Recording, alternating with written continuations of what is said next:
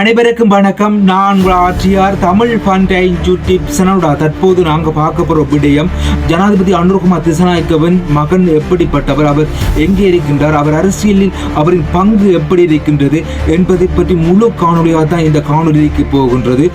அவரை பற்றி யாராவது இந்த காணொலி பார்க்கின்றவர்களுக்கு தெரிந்தால் அவரை பற்றி என்னென்ன விடயம் அவரை பற்றி தெரியும் என்பதை கொமெண்டில் சொல்லுங்கள். கொமெண்டில் உங்கள் கருத்துக்களை தெரிவிக்கலாம். அதற்கு முதல் யூடியூப் சேனலை சப்ஸ்கிரைப் பண்ணுங்கள், லைக் பண்ணுங்கள், கொமெண்ட் பண்ணுங்கள்.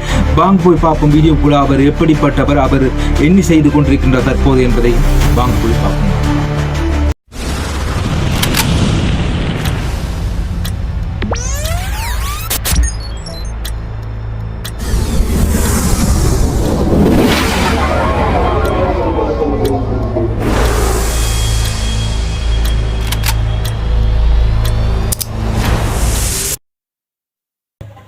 இலங்கை நாட்டு ஜனாதிபதி மகன் கசன் திசாநாயக்கவை பற்றி எத்தனை பேருக்கு தெரியும்? அவர்தான் தற்போது ஏஆர்லன்ஸ் ஒரு தனியார் ஏஆர்லன்ஸில் அவர் ஒரு பணியாளராகவே, சாதாரண ஒரு பணியாளராகவே அவர் அங்கே காணப்படுகின்றார் என்றுதான் குறிப்பிடக்கூடியதாக இருக்கின்றது.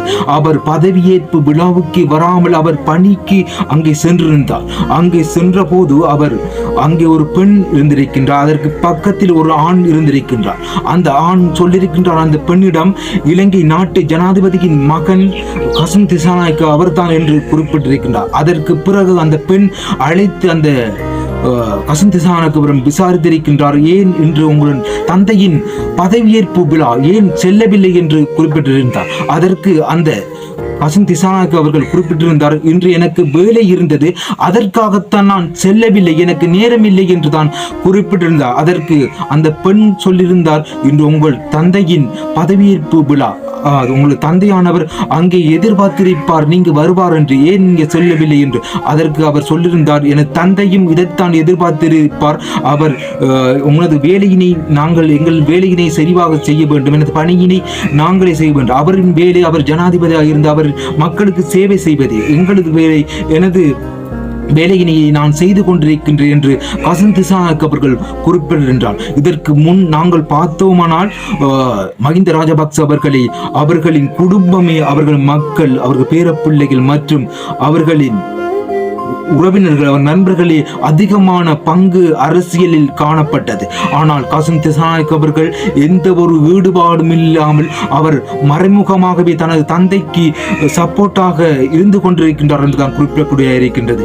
அவர் ஜனாதிபதிக்கு எந்த ஒரு உதவியும் தேவையில்லை என்றுதான் அவர் விலகிக் கொண்டிருக்கின்றார். அவரை பார்த்து கொள்ள அவருக்கு தெரியும், எனது வேலையினை நான் செய்து கொண்டிருக்கின்றேன் என்ற ஒரு மிடில் கிளாஸ் வாழ்க்கையினை அவர் வாழ்ந்து கொண்டிருக்கின்றார் என்றுதான் குறிப்பிடக்கூடிய இருக்கின்றது. ஒரு சாதாரணமாக ஒரு நாட்டின் ஜனாதிபதியின் மகன் ஒரு சாதாரணமான பணியாளர் இருப்பது என்பது ஒரு மிகப்பெரிய ஒரு அதிசயமான ஒரு விடயமாகவே இது காணப்படக்கூடியதாக இருக்கின்றது.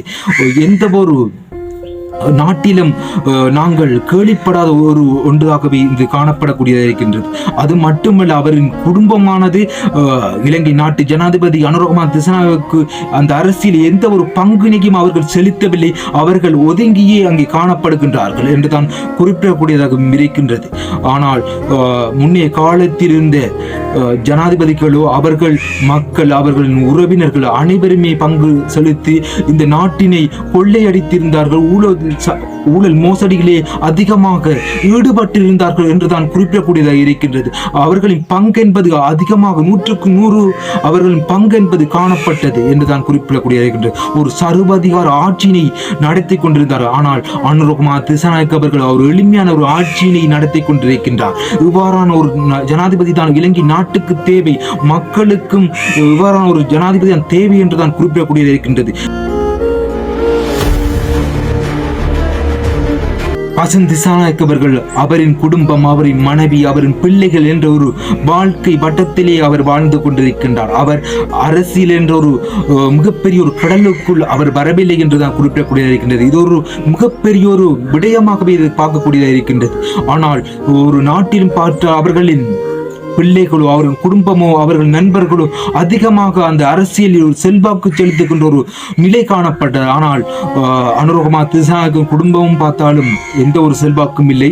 ஆனால் அவர்கள் மகனையும் பார்த்தாலும் எந்த ஒரு தனது தந்தையில் எந்த ஒரு அரசியலில் எந்த ஒரு செல்வாக்கும் இல்லாமல் அவர்கள் விலகி இருப்பது என்பது ஒரு மிகப்பெரிய ஒரு பெருமையினை இலங்கை நாட்டுக்கு குறிப்பிடக்கூடியதாக இருக்கின்றது. அப்படியான ஒரு ஜனாதிபதி இலங்கை நாட்டுக்கு கிடைத்திருப்பது என்பது இலங்கை நாட்டு மக்களுக்கு மட்டுமல்ல, இலங்கை நாட்டுக்கு ஒரு மிகப்பெரிய ஒரு பெருமையினை தேடித் தந்திருக்கின்றார் அனுரகுமார திசாநாயக்க அவர்கள் என்று தான் குறிப்பிடக்கூடிய இருக்கின்றது. அவரின் பணியானது இன்னும் மென்மேலும் தொடர வேண்டும். இனிவரும் காலங்களிலும் அவர் பணி செயற்பட வேண்டும். மீண்டும் அவர் ஜனாதிபதியாக வருக வேண்டும் என்பது எங்களது விருப்பமாகவும் அனைத்து மக்களின் விருப்பமாகவும் இந்த விடயத்தை அனைத்தையும் நோக்குகின்ற போது விரும்பக்கூடிய ஒரு விடயமாகவும் இது காணக்கூடியதாக இருக்கின்றது. எதிர்பார்க்கக்கூடிய ஒரு விடயமாகவும் இது அதிகமாகவே காணக்கூடியதாக இருக்கின்றது. அவரின் அரசியல் போக்கு என்பது ஒரு சிறப்பான முறையிலே அவர் தனது அரசியலினை நகர்த்தி கொண்டிருக்கின்றார் அனுரகுமார திசாநாயக்க என்றதை பின்வரும் விடயங்களினூடாக அவரின் மகனின் வாழ்க்கை நிலையின் ஊடாகவும் நாங்கள் அறிந்து கொள்ளக்கூடியதாகவும் இருக்கின்றது. அவர் குடும்ப பின்னணி என்பதை எப்படி இருக்கின்றது என்பதையும் இந்த காணொலியூடாக அறிந்து கொள்ளக்கூடியதாக இருக்கின்றது. நீங்கள் இவ்வாறான காணொலியை காண்பதற்கு எனக்கு யூடியூப் சேனலை சப்ஸ்கிரைப் பண்ணுங்க. நீங்க சப்ஸ்கிரைப் பண்ணாதான் மீண்டும் எனக்கு நான் போடுகின்ற வீடியோ உங்களுக்கு வரக்கூடியதாக இருக்கும். அது மட்டுமில்லை, எனக்கு ஒரு மிகப்பெரிய ஒரு சப்போர்ட்டை தரக்கூடியதாக இருக்கும். எனக்கு யூடியூப் சேனலை அடுத்த கட்டத்துக்கு எடுத்து சொல்லக்கூடிய ஒரு விடயமாகவும் நீங்கள் சப்ஸ்கிரைப் லைக் பண்றதால இருக்கும் என்றதை குறிப்பிடுகின்றேன். இதோட இந்த காணொலியை முடித்துக் கொள்கின்றேன். மறக்காம யூடியூப் சேனலை சப்ஸ்கிரைப் பண்ணுங்க. உங்களோட கருத்துக்களை கொமெண்ட்ல சொல்லுங்க. எப்படியான கருத்துக்கள், எப்படியான வீடியோக்களை செய்ய வேண்டும், புதிய புதிய விடயங்களை சொல்லுங்க. அதன் போல் எனது வீடியோவினை நான் செய்கின்றேன் என்பதை குறிப்பிட்டுக் கொண்டு என் காணொலியை முடித்துக் கொள்கின்றேன்.